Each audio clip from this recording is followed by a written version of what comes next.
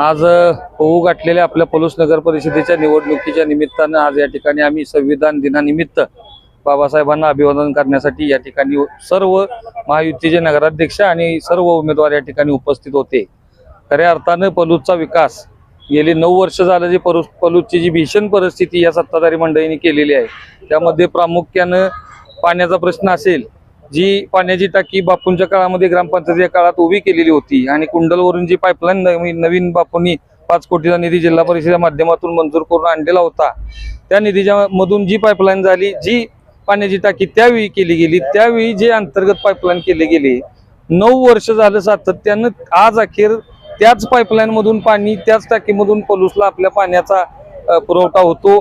खऱ्या अर्थानं मला कधी कधी वाटतं की बापूंनी जर त्यावेळी ही पाईपलाईन आणि ही पाण्याची टाकी जर केली नसती तर काय परिस्थिती ह्या 9 वर्षामध्ये झाली असती, हे विचार करूनच मला त्या गोष्टीचा विचार करून त्याचं हे कळतंय की किती महत्वाचा होता हा विषय। पण त्या सत्ताधारी मंडळींनी त्यावेळच्या काळामध्ये बापूंच्यावरती वेगवेगळ्या पद्धतीने टीका केली, चुकीची स्कीम केली, चुकीची पाईपलाईन आणली, चुकीची पाणी टाकी आणली। पण आज त्याची खरी किंमत काय आहे त्या कामाची ते आज सर्व पलूसच्या नागरिकांना समजलेली आहे। आज गेली 9 वर्ष झालं सातत्यानं घनकचरा असेल, घनकचऱ्याची काय टेंडरची प्रक्रिया असेल, पहिल्या वर्षी जे टेंडर 54 लाखावरती होतं ते 5व्या वर्षी 7व्या वर्षी 8व्या वर्षी अक्षरशः 1,74,00,000 गेलं, 1,74,00,000च्या जवळपास गेलं। हे कशामुळे एवढं वाढलं? 1 कोटी रुपयाचं असं काय काम वाढलं गावामध्ये जेणेकरून रस्ते वाढले काय वाढलं काम, मला याचा हिशोब या ठिकाणी समजत नाहीये। हे जनता आपली बघून घेईल। मुरुमाच्या संदर्भात पण तसाच प्रकार केला गेला, जवळपास 35 लाख रुपयाचा मुरुम जो इतिहासामध्ये ग्रामपंचायतीनं कधी 10-12 वर्षात टाकलेला नव्हता, तो एकाच वर्षी 35 लाखाचं बिल काढलं।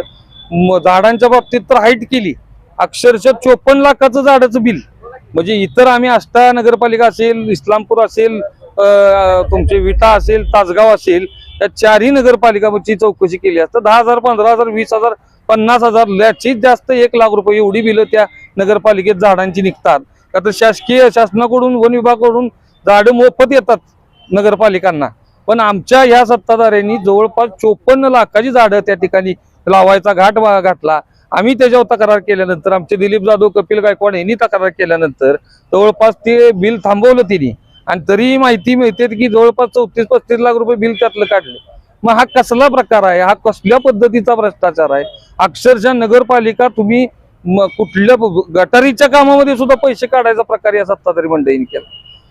हे सर्व या पलूसच्या नागरिकांच्या लक्षात आलेलं आहे। या 9 वर्षाच्या कारभारामध्ये पाणी पुरवठ्याच्या बाबतीत सुद्धा पहिल्याच महिन्यात या सत्ताधारी मंडळींनी पहिल्याच महिन्यामध्ये निर्णय घेतला की एकाड दिवस पाणी देऊया। जे पाणी ग्रामपंचायतीच्या काळात रोज जात होतं, या सर्व मंडळींच्या या निर्णयामुळे एकाड दिवस चालू झालं। हा हिशोब गावाला समजत नाहीये का? 365 दिवसापूर्वी मधले एकाड दिवस पाणी देण्याच्या निर्णयामुळं पाणी 50% आलं आणि मग त्यात मेंटेनन्सची कामं, मग लिकेजची कामं, अशा पद्धतीनं पलूसला फक्त या लोकांनी 100 दिवसाचं पाणी दिलं आणि त्यानंतर पाणीपट्टी आकारली पूर्ण वर्षाची। त्या संदर्भात सुद्धा आम्ही निवेदन देऊन त्यांना मागणी केली की बाबांनो, निदान 100 दिवस पाणी आपण देतोय ना, तर जेवढं देतोय पाणी तेवढ्याची पाणीपट्टी आकारूया। तर त्यामध्ये सुद्धा त्यांचं पूर्णपणे बहुमत असल्यामुळे आमच्या कुठल्याही गोष्टीकडे त्यांनी गांभीर्याने त्यावेळी घेतलेलं नाही। आम्ही आंदोलनाचे इशारे दिले, आम्ही काही ठिकाणी काही वेळेला आंदोलन केली, काही ठिकाणी सर्व प्रकार आम्ही त्या करून बघितले, पण या निर्भीड झालेल्या सत्ताधाऱ्यांना त्यावेळी कसलीच त्या ठिकाणी खबर नव्हती, कशाचीच भीती नव्हती। राजरोसपणे भ्रष्टाचाराची कामं त्यांच्याकडून चाललेली होती।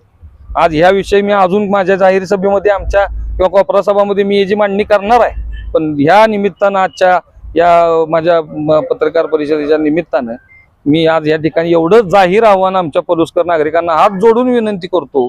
आज पलूस गावचा जर विकास करायचा असेल, पलूस गाव जर वाचवायचा असेल, तर आमच्या दिगंबर दादांनी जो ऐतिहासिक निर्णय घेतला, आम्ही सर्वांनी एकत्र यायचा जो निर्णय घेतला, या निर्णयाच्या पाठीशी सर्व नागरिकांनी, माता भगिनींनी त्यांचा आशीर्वाद या ठिकाणी आम्हाला द्यावा।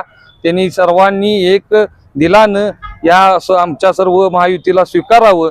मी या ठिकाणी जाहीररित्या या ठिकाणी सांगतो, आपली अपेक्षा भंग होऊ देणार नाही।